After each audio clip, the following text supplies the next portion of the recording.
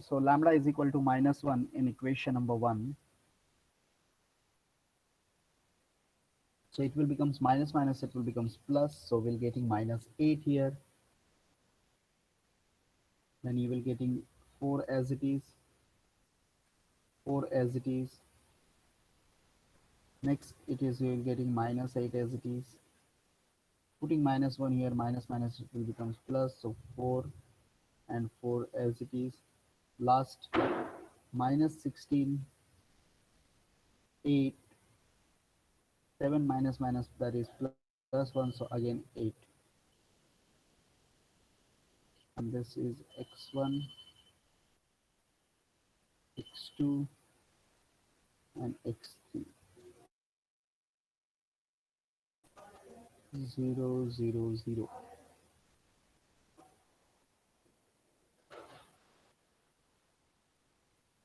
Now, if we will observe the all three rows are similar. If I multiply this two row with 2, then I will get the same like a third row. And if I divide the third row with 2, I will get the exact similar of two rows, or row 1 and row 2. So all three rows are common here or same here. So what we have to apply, we have to make this two row 0. तो वो दो रो को 0 करना कोई बड़ी बात नहीं है. I can write here that is R2 minus R1 as it is. एक जो यहाँ पे लिखते हैं हम उसमें चेंज करते हैं. And R3 minus 2R1. R3 में क्या करूँगा, 2 से मल्टीप्लाई करूँगा R1 को और माइनस करूँगा यहाँ पे. Then I will get what the similar way I am getting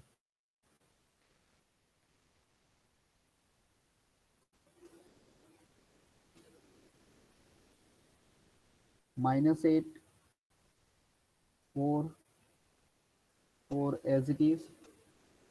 R2 minus R1. So this is -8, minus minus plus 8 हो जाएगा. 4 minus 4, 0. This is again 0. -16 as it is, while multiplying with 2 we'll getting -16. So minus minus plus, so it will become 0. Then again 0, 0, x1, x2, x3. Very simple question. Is equal to 0, 0, 0. Now,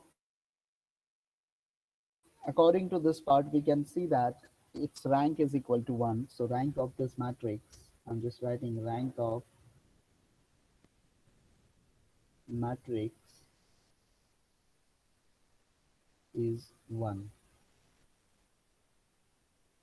So number of non-zero row. So I'm just taking the first row as it is in terms of equation. So -8x1 plus 4x2 plus 4x3 is equal to 0. So we can divide this equation by 4 very easily. I'm just segregating this part. So just separating this part, we will getting -2x1 plus x2 plus x3 is equal to 0. So equation, this equation को 4 से divide कर दिया है because 4 is a common factor. So we can take divide this term. So -2x1. Now here, if we'll observe, that is number of unknowns are 3 and rank of matrix is equal to 1. So that we can say that linearly independent solutions, linearly independent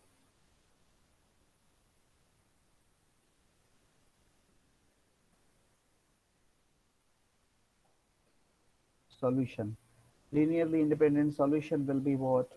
That is equal to 2, because number of unknowns is equal to 3 and rank of this matrix is equal to 1. So 3 minus 1 is equal to 2. So we have to substitute here values. Now see, the x1 is equal to 2, whether it is plus or minus, but x1 2 है, x2 x3 दोनों same sign है, तो I can take as a x2 is equal to, I'm just taking here 2t. So x3 is my by default 2s. आगे पीछे कर सकते हैं, ऐसा कोई बड़ी बात नहीं है. So 2t and 2s. So therefore x1 we can calculate very easily. So x1 is equal to, oh sorry, minus 2x1 is equal to, or we can calculate by substituting 2s 2t here. So you will getting minus 2x1 plus 2t plus 2s is equal to 0. Therefore 2x1 is equal to, or I can write directly, x1 is equal to t plus s. T plus s, ये हमको मिल जाता है value. Then we have to put in a proper format.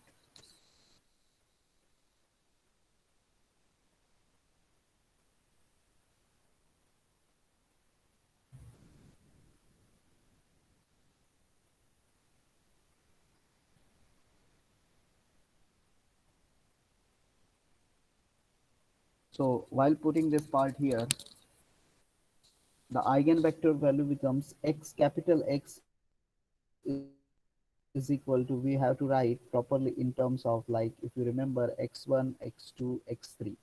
This is the place we have to put. Therefore x1, x, capital X is equal to, x1 is t plus s, x2 is 2t, so 2t plus 0, because s term is absent, and x3 is 2s, so 0 plus 2s. Now we can separate this part in terms of clearly.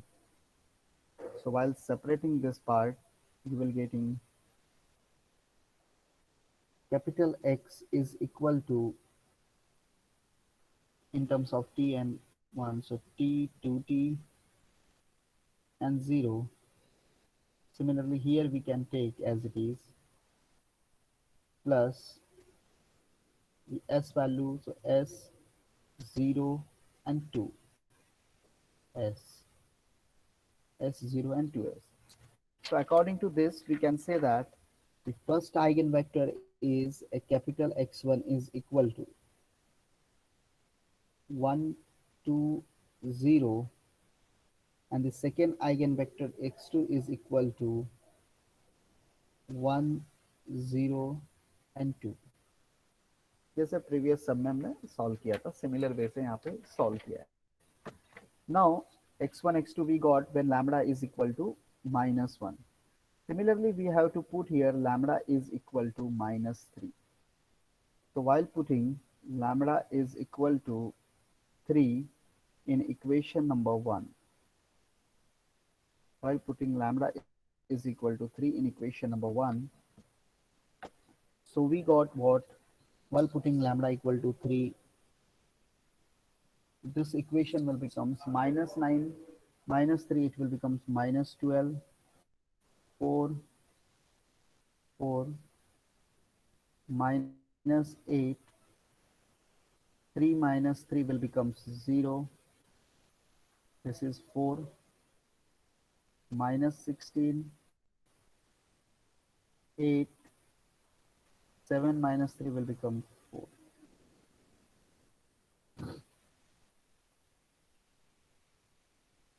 So x1, x1, x2, x3 kept as it is.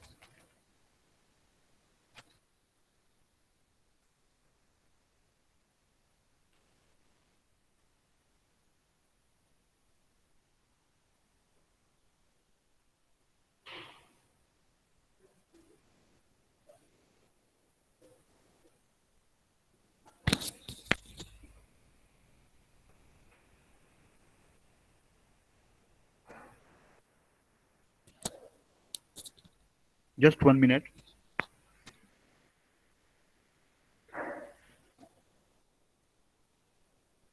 Now you can observe that is all three equations or three rows are different. This is minus 12, 4, 4. This is minus 16, 8, 4. So it's up to our choice. We can take any two row in terms of equation, and using Cramer's rule we can solve. So minus 12x1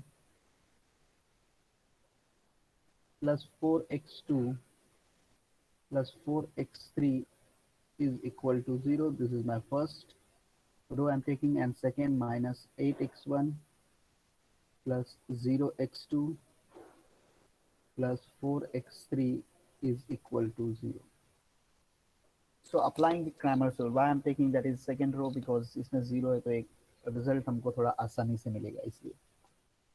otherwise first third लोगे या second third लोगे तो भी same ही result आपको मिलेगा. So x1 upon, while taking x1 please remember that ये part आपको छोड़ देना है coefficient of, and multiply with this part with cross and बीच में माइनस साइन. तो 4 into 4 दैट इज 16, बीच में माइनस साइन लिख देने का, 0 into anything will become 0 is equal to minus x2.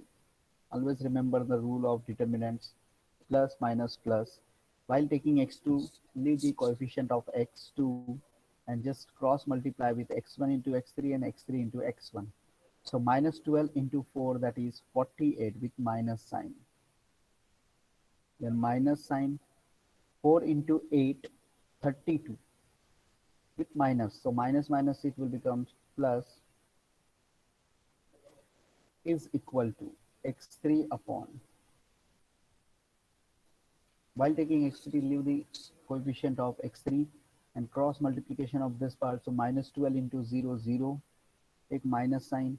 4 into 8, 32.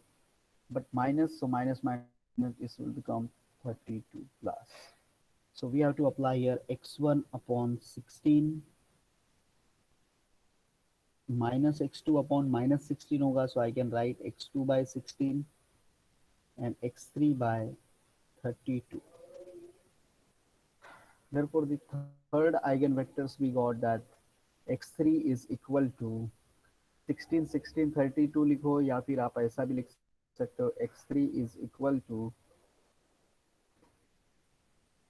1 1 2, because 16 16 32, if I divide all the things with 16, then I will get 1 1 2.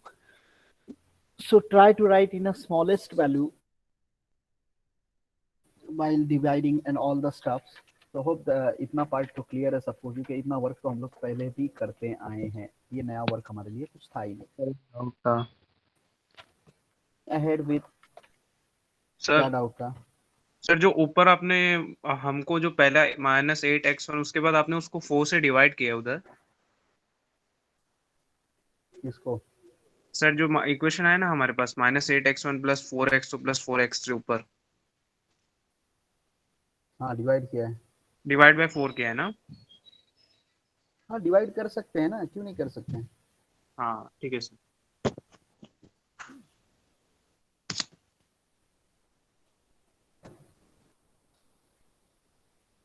Now we have to find the diagonalizable, or we have to show the matrix as a diagonalizable.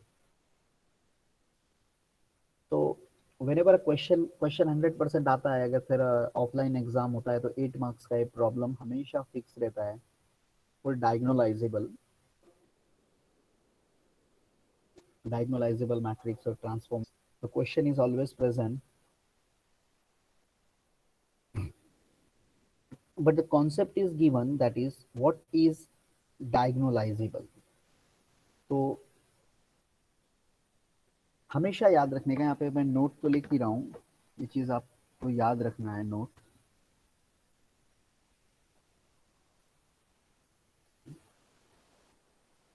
if eigenvalue if eigenvalues are distinct,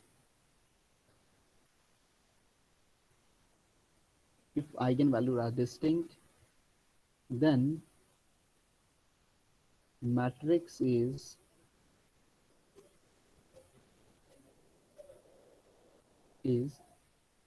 diagonalizable.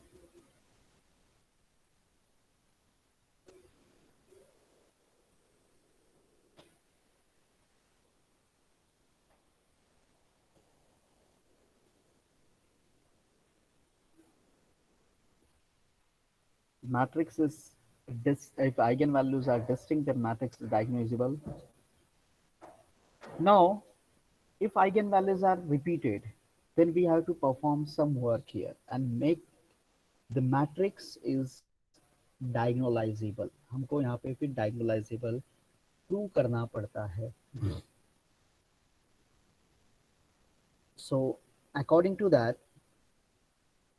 we have to verify here. So always remember that two things. The first one is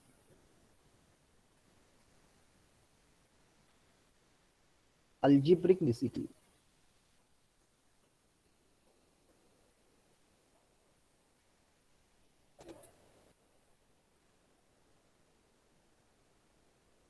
Algebraic multiplicity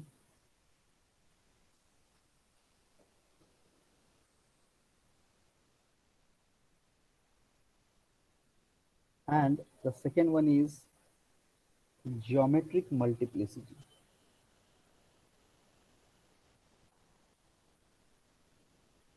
एकदम easy concept है multiplicity. कोई बहुत ऐसा बड़ा formula नहीं है, खाली concept है. तो अल्जेब्रिक मल्टीप्लिसिटी और ज्योमेट्रिक मल्टीप्लिसिटी अगर इक्वल होता है, then we can say that the matrix is diagonalizable. But here we have to find one by one. अभी algebraic multiplicity होता क्या है? The first concept is algebraic multiplicity is what? So always remember that यहाँ पे सबसे पहले आपको lambda पे जाना है. एकदम इजी कॉन्सेप्ट है दोनों. Lambda is equal to we got -1 and 3. ये दो चीज, तीन आइगन वैल्यूज हमको मिला. तो यहाँ पे क्लियर है दैट इज कि ये यहाँ पे जो वैल्यू है वो रिपीटेड है -1 3. इसका मतलब ये स्टेटमेंट हम डायरेक्ट नहीं लिख सकते हैं कि eigen values are distinct to matrix is diagonal. तो यहाँ पे हमारे लिए पहला क्वेश्चन आ जाता है कि हम यहाँ पे प्रूव करके दिखाएं कि मैट्रिक्स डायगोनाइजेबल है. अब यहाँ पे डिस्टिंक्ट वैल्यू कौन सा है, कौन सा ऐसा वैल्यू है जो रिपीटेड नहीं हुआ है लैम्बडा में. तो लैम्बडा में अगर आप अच्छी तरह से देखोगे तो ये वैल्यू 3 जो है वो डिस्टिंक्ट है, मतलब ये वैल्यू रिपीटेड नहीं है. और इस पे हमने यहाँ पे आइगन वेक्टर कैलकुलेट किया है. आइगन वेक्टर जब कैलकुलेट किया है हमने यहाँ पे, अगर अच्छी तरह से हम देखेंगे लैम्बडा इज इक्वल टू 3 पे, तो वी कैन ऑब्जर्व दैट यहाँ पे तीनों रो जो है हमारे वो 0 होंगे नहीं होंगे, ये बात का कॉन्सेप्ट है.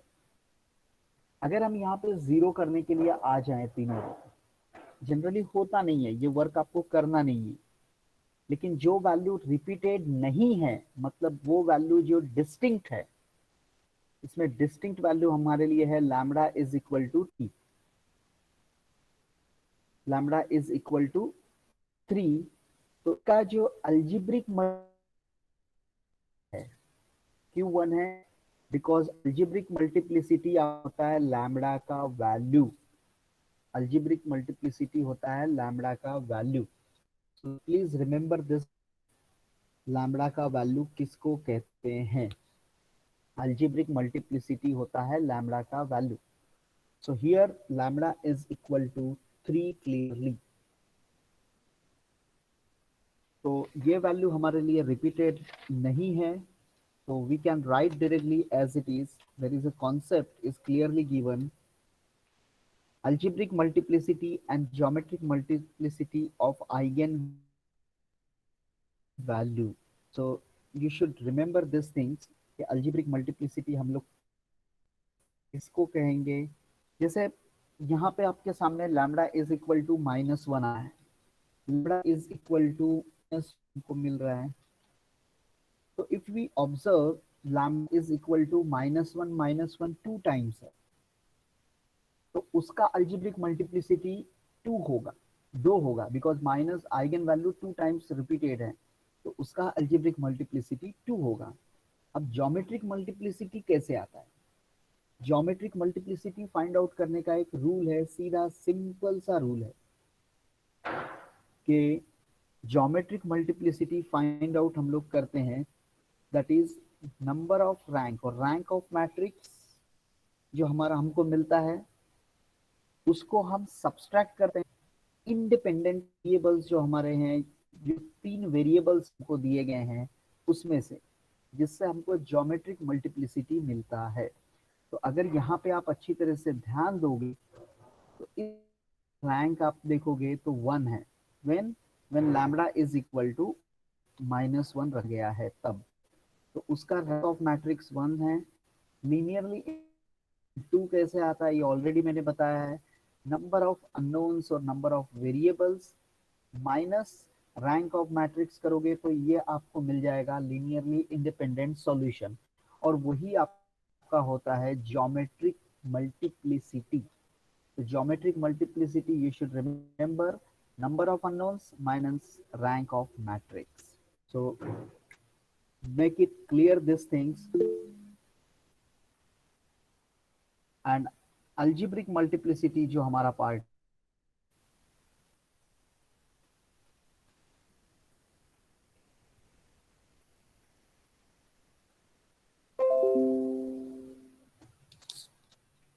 algebraic multiplicity is our lambda का वैल्यू जो हमारा होता है वो हमारे लिए algebraic multiplicity है। तो please make it clear this things.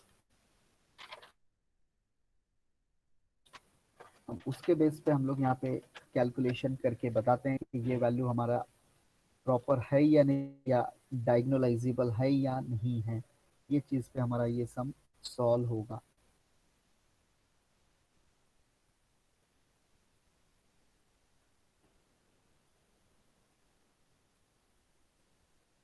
तो अब यहाँ पे वर्बली आपको थोड़ा सा वर्कआउट करना होगा।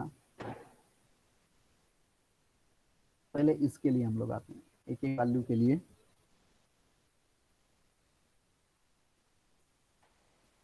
So the first value, this part is totally diagonalizable part.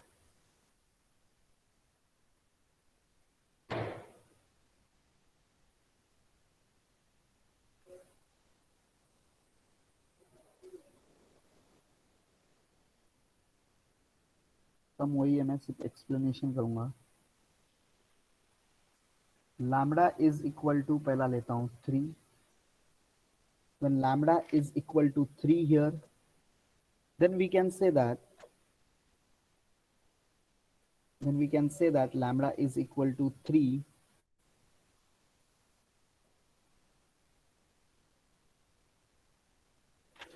algebraic multiplicity of this problem we have to calculate. So lambda equal to 3. So you can see that, or always remember one statement. इसको अब हम थोड़ा सा यहाँ पे आएंगे algebraic multiplicity. algebraic multiplicity तो 1 आ गया है हमारा, तो उसमें कोई वो बात नहीं हमारे लिए, क्योंकि 3 एक ही बार आया हुआ है आपके आइगन वैल्यूज में। इस रो को हम 0 कर सकते हैं या नहीं कर सकते, so we can make it very easily. आपके पास यहाँ पे ये वर्बली सॉल्व होता है, आपको 0 करके दिखाना नहीं है, खाली वर्बली प्रॉपर एक बार चेक करना है आपको। Suppose this is -804। अगर मैं इस रो का सहारा लूं, इसको अगर फॉर एग्जांपल एकदम छोटा मैं कर दूं, 2 से डिवाइड या 4 से डिवाइड कर दूं, तो this part will becomes directly we can say that -2 and 1 हो जाएगा, -2 and 1। And by using this concept, और इस इक्वेशन का अगर, या इस रो का सहारा ना लेते हुए ये दोनों रो को अगर मैं चाहूं, तो किसी एक रो को मैं इजीली 0 कर सकता हूं। कोई बड़ी बात नहीं है मेरे लिए, कोई भी बड़ी बात नहीं है मेरे लिए, because I can make this part very easily 0। जैसे यहाँ पे 4 4 है, पहले मैं R3 माइनस R1 अगर कर दूं, R3 माइनस R1, तो ये मेरा पार्ट 0 हो जाएगा। थोड़ा समझो वर्बली, बिकॉज सॉल्व नहीं करना है। सिमिलरली 8 माइनस 4 मेरा 4 बच जाएगा, -16 माइनस माइनस +12 हो जाएगा। Again I will gate remaining is only 4, तो -4। तो इसका मतलब एक 0 आ गया। अभी एक 0 अगर टर्म आ गया है मेरे पास, तो मैं आगे की पार्ट 0 कर सकता हूँ। बेसिकली कहने का मतलब ये है मेरा कि by using any of this row we can make it 1 0 clearly. एक रो तो इजीली जीरो किया जा सकता है इसका सॉल्यूशन में, एकदम इजीली। दो रो का सहारा लेके एक रो को हम इजीली जीरो कर सकते हैं। तो ये चीज आप क्लियर करना है आपको। मैं एक यहाँ पे करके भी दिखा देता हूँ आपको चाहिए तो क्लियर, क्योंकि ये करना नहीं है आपको, करने में जाओगे बहुत टाइम जाएगा, उसका कोई एक्स्ट्रा मार्क्स आपको नहीं मिलेगा। -12 4 4,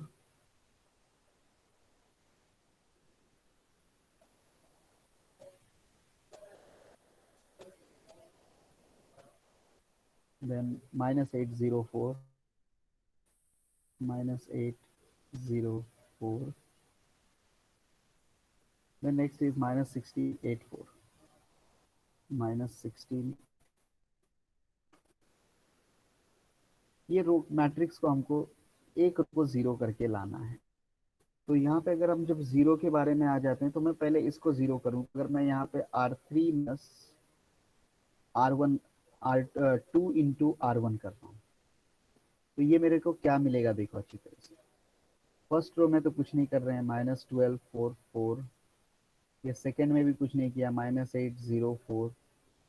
थर्ड रो में क्या कर रहे हैं, R3 -2 तो -16 एज इट इज। -2 से इसको मल्टीप्लाई करोगे तो you will see that is a -24, but minus कर रहे हो तो +24 हो जाएगा। तो -16 +24, I think remaining will becomes 8। यहाँ पे 8 -2 इंटू 4 दैट इज 0, और ये आपका 4 रहेगा, 4 -8, सो रिमेनिंग इज ओनली 4। अब आप देखोगे अच्छी तरह से तो मैं थर्ड रो को डायरेक्टली या सेकेंड रो में से सेकेंड और थर्ड रो में से कोई भी एक रो को डायरेक्टली जीरो कर सकता हूँ। अगर मैं कर दूं R3 -R2 तो मुझे यहाँ पे डायरेक्टली क्या मिलेगा, -12 4 4 -8 0 4 0 0 0, ये डायरेक्टली मुझे मिल गया। अब इसके बाद कोई भी रो जीरो नहीं होगा, कितना भी कुछ भी कर दो मैट्रिक्स को आप। अब इसके अलावा कोई भी एक भी रो जीरो नहीं ला सकते। तो कहने का मेरा यही मतलब था कि ये तीनों को में से यूटिलाइज करके एक रो को एकदम इजीली जीरो किया जा सकता है। ये करो नहीं करो इसके लिए कोई भी मार्क्स नहीं है आपके लिए, खाली एक चीज हमेशा याद रखना जो बता रहा हूं। So I'm going to verify this part.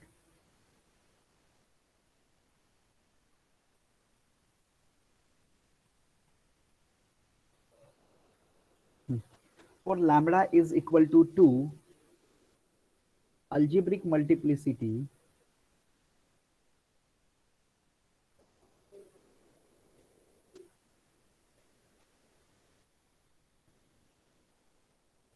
is equal to 1।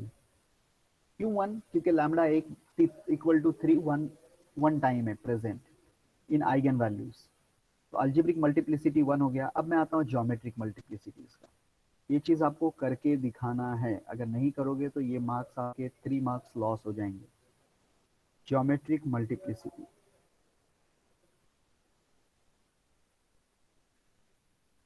Geometric multiplicity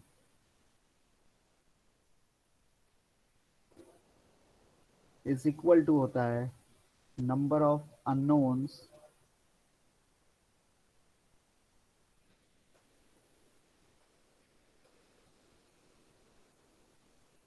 minus rank of matrix.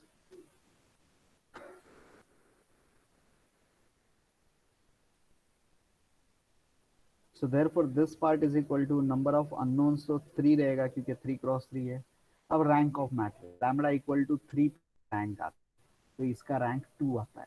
ये अपने दिमाग में फिट, अभी मैंने जीरो करके दिखाया। एक रो हमेशा जीरो होता है। जो आपका क्वेश्चन डिजाइन है कि जब भी आइगन वैल्यूज डिस्टिंक्ट रहेगा, रिपीटेड आया है आपको आइगन वैल्यूज -1 -1 3, लेकिन ये जो 3 वाला पार्ट है ये अकेला है यहाँ पे प्रेजेंट, तो उसका जो रैंक है वो रैंक आपको बाय डिफॉल्ट 2 मिलेगा, बिकॉज सिर्फ एक ही रो जीरो कर पाओगे आप। कोई भी प्रॉब्लम लोगे आपके कुंभोज का, ग्रेवाल, किसके भी, तो उसमें सिर्फ और सिर्फ आप एक ही रो जीरो कर पाओगे, 2 रो जीरो कभी नहीं कर पाओगे, क्योंकि प्रॉब्लम ही इस तरह से डिजाइन है। तो इसका रैंक आपको 2 मिलेगा। क्यों 2? क्योंकि एक ही रो आप 0 कर सकते हो। Number of non zero row is equal to rank of that respective matrix. तो इसमें एक 0 अभी मैंने करके दिखाया था, तो इसका मतलब इसका रैंक आपको मिलेगा 2। So rank of this matrix is equal to 2. So 3 minus 2. So remaining is equal to 1. Now here we can say that AM is equal to GM. ये हमारा lambda is equal to 3 के लिए हुआ। अब मैं आता हूँ lambda is equal to -1. lambda is equal to -1। जैसे lambda equal to -1 लिखूंगा, इक्वल टू -1 कितने टाइम है वो आपको ऊपर जाके देखने का हमेशा। अभी तो पता है 2 है, लेकिन एग्जाम में याद रखो -1 2 टाइम्स है। इसका मतलब अल्जीब्रिक मल्टीप्लिसिटी जो है वो 2 है। क्यों 2? क्योंकि -1 2 टाइम्स है। फिर ज्योमेट्रिक मल्टीप्लिसिटी कैलकुलेट करने का फॉर्मूला आपको सामने ही है, GM is equal to number of unknowns 3। जब लैम्बडा इक्वल टू -1 रखे थे आप, तो उसमें रैंक कितना आया था अगर याद होना चाहिए आपको, तो उधर रैंक आपको मिला था 1। क्यों? क्योंकि 2 रो 0 हो गया था। रैंक आपको मिला, so we have to substitute here clearly 3 minus 1 is equal to 2। so GM is equal to आपको clearly 2 मिल जाता है। अब AM is equal to GM आपको मिला है यहाँ पे, AM is equal to GM। therefore the given matrix is diagonalizable। so the given matrix is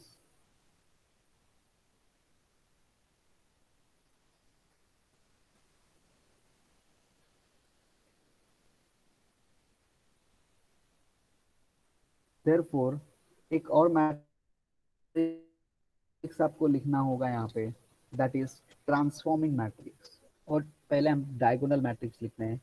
diagonal matrix को लिखने का तरीका याद रखो अच्छी तरह से। जो आइगन वैल्यूज आए गए हैं वो डायगोनली प्लेस करोगे, तो -1 और आपको 3 आया, या ऑर्डर कुछ भी रखोगे, rest all the elements must be 0 0 0 0 and 0। तो ये होता है, इसको कहते हैं डायगोनल मैट्रिक्स। जो लैम्बडा का वैल्यू आपको मिला है उसको डायगोनली प्लेस किया गया है। रेस्ट एक मैट्रिक्स आता है ट्रांसफॉर्मिंग मैट्रिक्स, को M से रिप्रेजेंट करते हैं। M is represented by transforming matrix. Transforming matrix क्या होता है? जो आपको x1 x2 x3 मिला है उसको आपको लिखना है। तो जैसे x1 x2 x3 जो कैलकुलेट किया है उसको कॉलम वाइज पुट करो या रो वाइज पुट करो, वो अपने ऊपर रहता है। So for example, I am putting the column wise. So 112, oh sorry, 112 बोलो, 102, 120 and 112।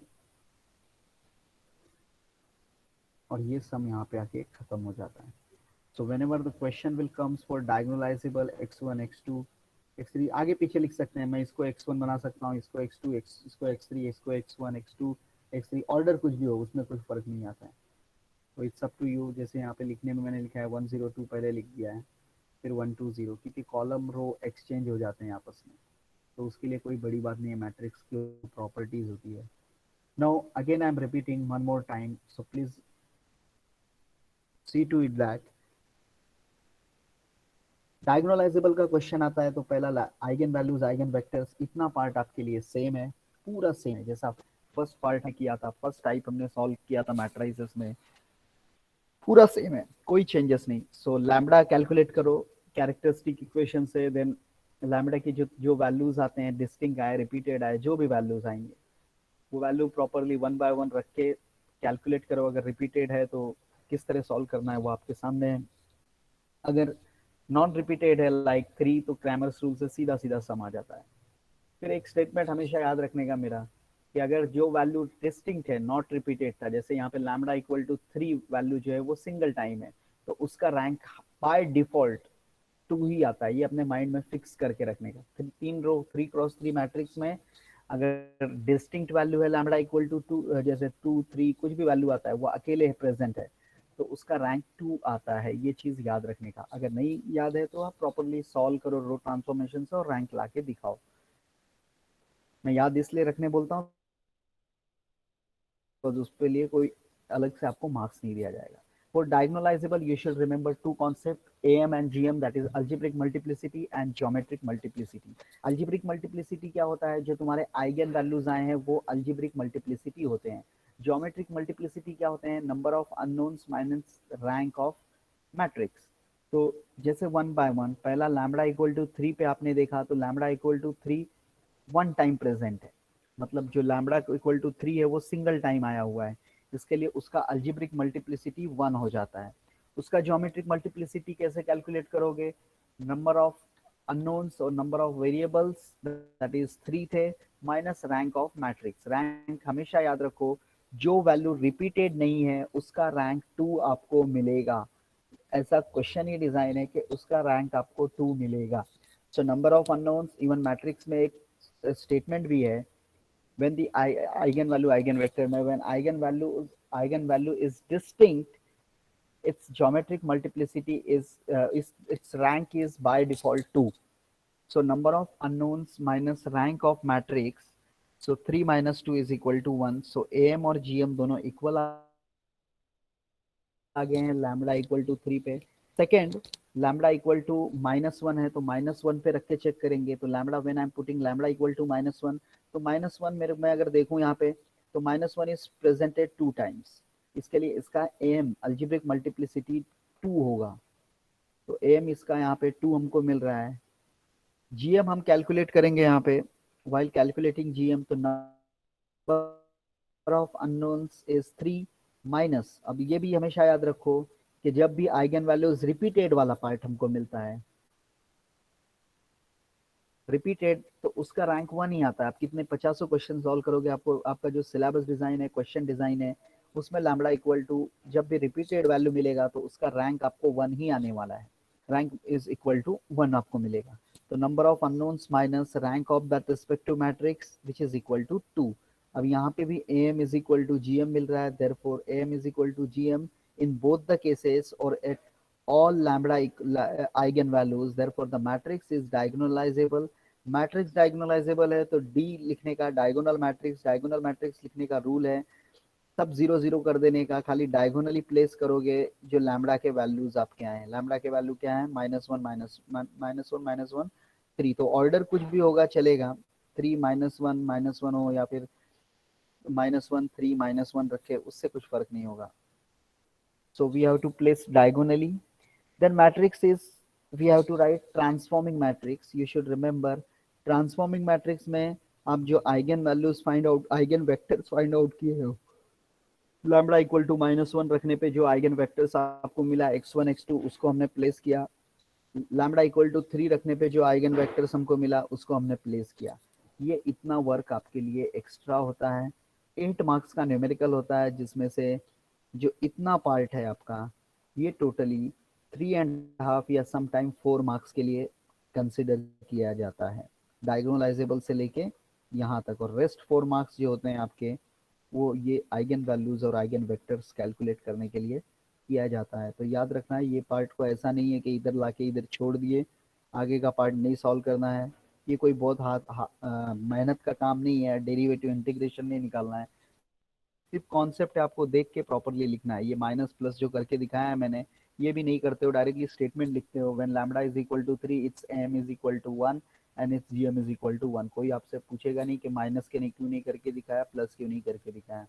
Well lambda equal to -1, क्योंकि जब हम चेक करेंगे तो हमको इतना कॉन्सेप्ट क्लियर रहता है कि लैम्बडा इक्वल टू -2 टाइम्स आया है तो उसका रैंक बाय डिफॉल्ट 1 होगा, उसका am इज इक्वल टू 2 होगा। तो ये चीज़ आप डायरेक्टली कर सकते हो। हाँ, लेकिन यहाँ पे जो आइगन वेक्टर्स कैलकुलेट करने के लिए ये वर्क आपको करना पड़ेगा। Now anyone having any doubt so please let me know. नहीं डाउट है तो अटेंडेंस में शेयर करता हूँ। तीनों आयन वैल्यू हमारे पास डिस्टिंक्ट रहेगा तो हम लोग डायरेक्ट ही लिख देंगे ना, कि हाँ, डायगोनालाइजेबल। यस मैं कराऊंगा वो भी sum. When lambda all lambda equal to, जैसे आपको आपने क्वेश्चन सॉल्व किया होगा पहले भी, 1 3 7 आ जाए, जैसे -1 नहीं 1 2 3 आ जाए, 4 5 6 आ जाए, 1 2 5 आ जाए, 0 3 7 आ जाए, मतलब ये तीनों डिस्टिंक्ट है, तो ये काम आप यहाँ तक करोगे, ये काम आप यहाँ तक करोगे, उसके बाद सीधा लिखोगे eigen values are distinct therefore the matrix is diagonalizable, ये स्टेटमेंट लिख के और फिर डायरेक्टली आप डायगोनल मैट्रिक्स लिखोगे और ट्रांसफॉर्मिंग मैट्रिक्स लिखोगे और उसके बाद सम खत्म हो जाएगा। और सर ये सम में हम लोग ने मैट्रिक्स को डायगोनाइजेबल कब बोला, जब ये दोनों के एम और जीएम इक्वल है। हाँ, एम और जीएम इक्वल नहीं है तो डायगोनलाइजेबल, लेकिन ऐसे क्वेश्चन आते नहीं, आपको डायगोनलाइजेबल ही आएगा क्वेश्चन, ये चीज याद रखो। डायगोनलाइजेबल नहीं है ऐसा क्वेश्चन आपको नहीं मिलेगा। Okay sir. क्योंकि आपको क्वेश्चन में वेरीफाई करने नहीं आएगा, क्वेश्चन में आपको क्लियरली आएगा शो दैट और प्रूव दैट आएगा।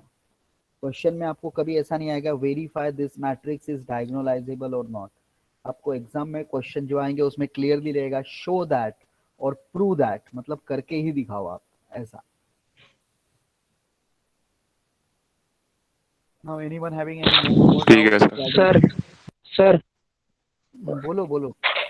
कैल्सी में लैम्बडा का वैल्यू 2 ही दिखा रहा था, 3 और -1, तो कैसे पता चलेगा कि कौन सा वैल्यू रिपीटेड है? जो जब तुमको पता है ये 3x3 मैट्रिक्स है, अननोन्स है, 3 अननोन्स हैं, तो 3 वैल्यू आएंगे। अब जब आप वैल्यू रखे होंगे तो पहले 3 दिखाया होगा, फिर बाद में -1 दिखाया होगा, तो उसके बाद नहीं वैल्यू दिखाया होगा। तो जो फर्स्ट वैल्यू है वो डिस्टिंक्ट है, सेकेंड वैल्यू के बाद थर्ड वैल्यू नहीं दिखा रहा है, मतलब सेकेंड वैल्यू ही रिपीटेड है ऐसा। ओके।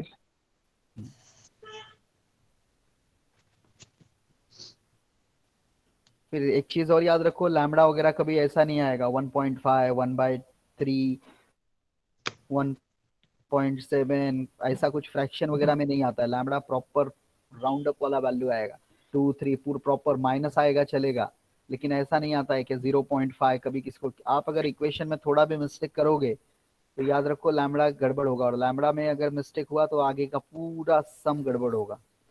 लैम्बडा वगैरह किस तरह कैलकुलेट करना है आपको अच्छी तरह से अवेयर रहना है, क्योंकि ये चैप्टर जो है ये पूरा बोनस है आपके लिए, एकदम फुल गिफ्ट चैप्टर है। ऑलमोस्ट खत्म हो गया, एक टॉपिक खाली बचा है इसका, डायगोनलाइजेबल के और 1-2 क्वेश्चन सॉल्व करेंगे और उसके बाद नेक्स्ट सिमिलरिटी ऑफ मैट्रिसेस पे आ जाएंगे, वही हमारा लास्ट पार्ट रहेगा।